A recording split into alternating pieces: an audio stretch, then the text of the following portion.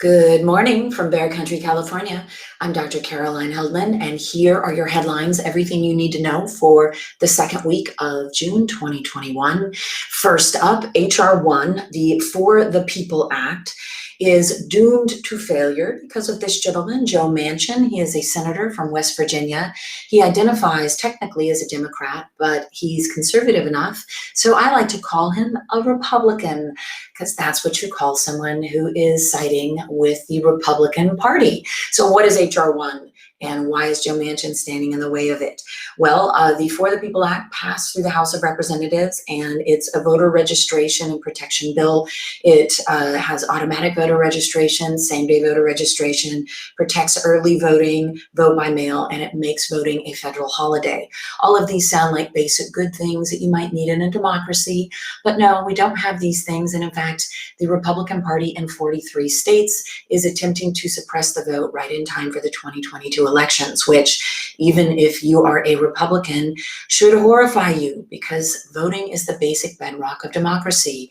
We have a government for the people, by the people, and I know we can chuckle about that and have a debate all day long about whether or not we actually have that, but we definitely don't have that if we don't have voting rights, if we have one party that is trying to suppress the votes of people who are likely to vote for the other party. So Joe Manchin, who supported and signed onto this bill in 2019, has now flip-flopped and wrote an op-ed against this bill. Joe Manchin is probably worried about re-election because he comes from a state where his views have to be pretty conservative in order to get reelected. He's also seizing this moment, his moment in the spotlight, because right now we're talking about him, right? And everyone's finding out who Joe Manchin is.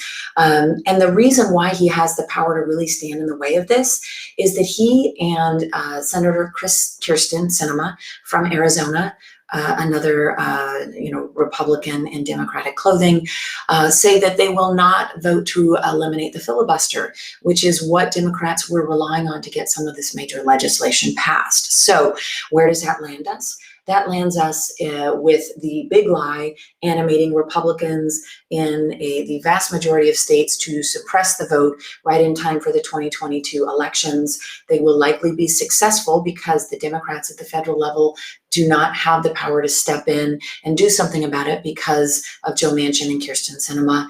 And as a result, that means that Republicans will buttress and fortify their power, and they will establish even more rules that rig the system moving forward. That's how this works.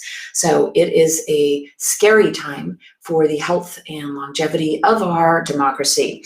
Second big headline, Vice President Kamala Harris made her first visit to address issues at our southern border, and she got it from left, right, and center. Very rocky trip, and I guess this is rocky. After living through 4 years of Donald Trump, I'm not really sure how these faux pas even register on the scandal Richter scale, or the rocky Richter scale, if you will. So why was she criticized by the left and the right? The right criticized her for not actually going to the border, but she's not actually in charge of the border. Biden made it very clear that the Department of Homeland Security is, guess what, still in charge of the border. Kamala Harris was assigned the task of addressing the root problems. That means that she is primarily going to focus on Guatemala, El Salvador, and Honduras, known as the Northern Triangle. These are the states that are driving the migration surge. What is happening in these states? Well, a number of things. Humanitarian crisis is the outcome of it, but the inputs are natural disasters, the economic crisis, which has been exacerbated by the pandemic in the Northern Triangle in these three key states, as well as corruption and the inability of the governments, or the lack of desire by these governments to address their international criminal rings, their cartels. And so all of these factors have created a humanitarian crisis that is driving folks to the border. And so Kamala Harris met with the president of Guatemala, and reporters actually held him accountable and said, aren't you part of the problem? And all of that, this kind of push for the very first time in a very public way about the collaboration, behind the scenes collaboration between the cartels and the governments was, got short shrift in the press. Why? Because when Kamala Harris was in Guatemala, she actually said gave a press conference and said, don't come to our border. And Alexandria Ocasio-Cortez and others of the progressive wing of the Democratic Party assailed her for saying, look, folks have a right to come to the border. Your statement actually discourages them, and we have asylum laws for a reason. If people are hurting, they should be able to come. And so Kamala Harris was deeply criticized by the more progressive wing of her own party, which overshadowed the fact that she took a very firm stance in terms of corruption and the alliance with the Guatemalan government. She then went to Mexico and was more reserved in her comments, but didn't go to the border. All of this to say, this is a whole lot of hooey about nothing. Or hoo-ha, maybe that's the word I'm looking for, about nothing. But it is a start. It's an intractable problem, probably, because of the partisan nature of it. The fact that the Republican Party uses brown threat in order to whip up their base and make this a culture wars issue, when in the end, it is a humanitarian issue, it is an economic issue, and using racism in order to animate a sizable number of the American electorate is really detestable. Third big headline, Biden, his first trip to Europe, his first trip abroad. He is delivering the message that America is back. And certainly Europe at this point in time is getting whiplash. They're probably wondering, well, is this going to hold, this idea that America is back and we're back in NATO and we want to work with our allies and we're not, roundly dismissing not only alliances, but soft power and diplomacy as a way of achieving American interests abroad. They're probably wondering whether or not the Republicans will take Congress again in 2022. I will say the odds are pretty good when you rig the electoral system to benefit your party. The odds are pretty good that the Republicans will retake the third branch of government, right? Congress in 2022. So this whiplash, Biden is sitting down with members of the G7. What is the G7? It's a group of really wealthy democratic countries. So Canada, France, Italy, Japan, the UK, and the US. And they want to fight this common threat posed by Russia and their cyber attacks, their increasing escalation of ransomware attacks, for example, and the rise of China. And China is not a democratic country, so in some ways it poses a fundamental threat to the idea that democracy is the thing that folks should be pursuing in every country globally.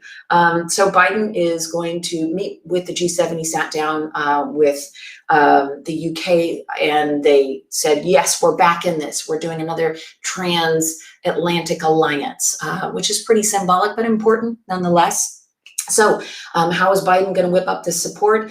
It is likely that he will use the idea that, or the plan to distribute 500 million vaccines to countries that don't have access to vaccines as a way of building, vaccine diplomacy. He's going to team up with other European countries and members of the G7 to ensure that we have this sort of diplomacy moving forward, because you betcha that Russia and China are already using vaccine diplomacy in a way that the US has not. So we need to step that up.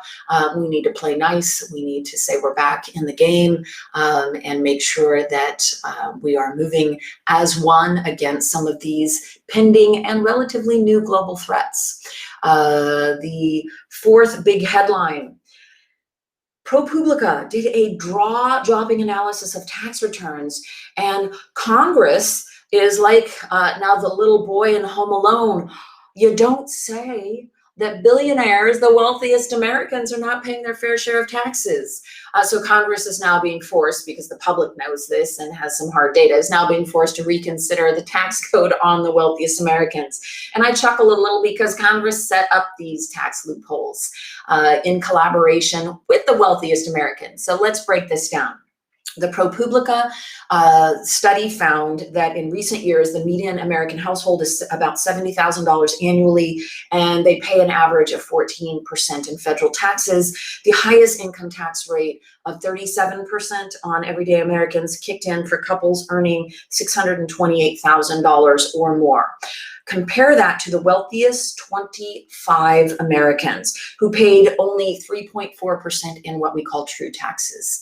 3.4% versus the average of everyday Americans at 14%, and wealthy Americans, I'll put that in quotes, not the wealthiest, but wealthy Americans paying about 40% of their income in taxes. The issue isn't just that the wealthiest Americans are using loopholes, which Congress established in order to not pay their fair share. It's not just an issue of fairness. It's an issue of the entire system of democracy. Just bear with me for a moment. It's an issue with the fact that these are the folks who are influencing our public policy. They are shaping decisions that affect the lives of millions of people. John Gaventa wrote this great book about how power functions and operates. And for people with power, the first thing you do is you get a seat at the table. The second thing you do is you set the rules of the game. And the third thing you do is those are the people with power. A convinces B that B's interests are A's interests. So let's break this down.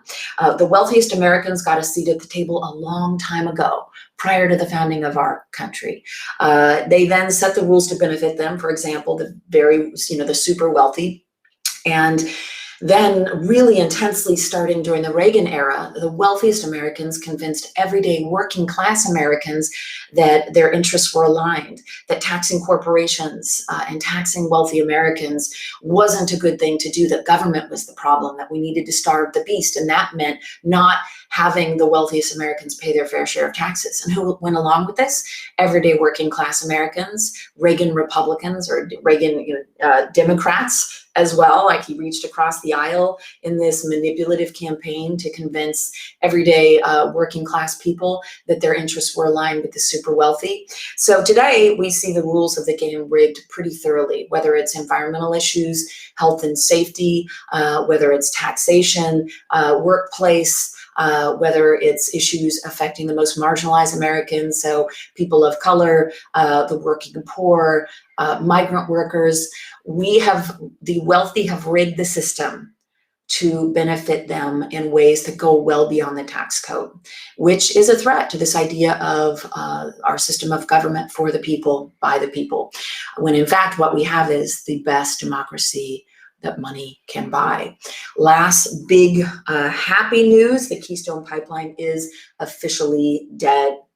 I first learned about the Keystone Pipeline when activists and actor Daryl Hannah talked my ear off about it in the green room at Fox News maybe a decade ago. And she was so passionate about this that I looked into it, and sure enough, she was not being hyperbolic when she said that this process of extracting oil from tar sands is incredibly environmentally destructive, and that the pipeline would be going through native lands and would threaten an aquifer. The pipeline, which would have stretched from Alberta's boreal forest down to the refineries in the Gulf Coast, would have actually netted only about 50 jobs once it was fully functioning. So it wasn't an issue of, wow, we're really going to see an economic boom from this. And it posed an incredible environmental threat, so much so that the Standing Rock Sioux tribe fought against this. They believe the pipeline would put the Missouri River and their water supply at risk. And they held protests in 2016 and 2017 in North Dakota. Their efforts, I think, really catapulted this into the public eye. And so you have this David versus Goliath. You have Native American tribes and everyday Americans on social media siding us with Native Americans in this battle, and celebrity activists. Daryl Hannah got arrested. She affixed herself to the fence of the White House. And so we see this David versus Goliath, where we shut down a plan for big oil to desiccate our environment. For what? For profit. People over profits all the way. As you head out into your day, your weekend, please be gentle with yourself, be kind to others, and rock on.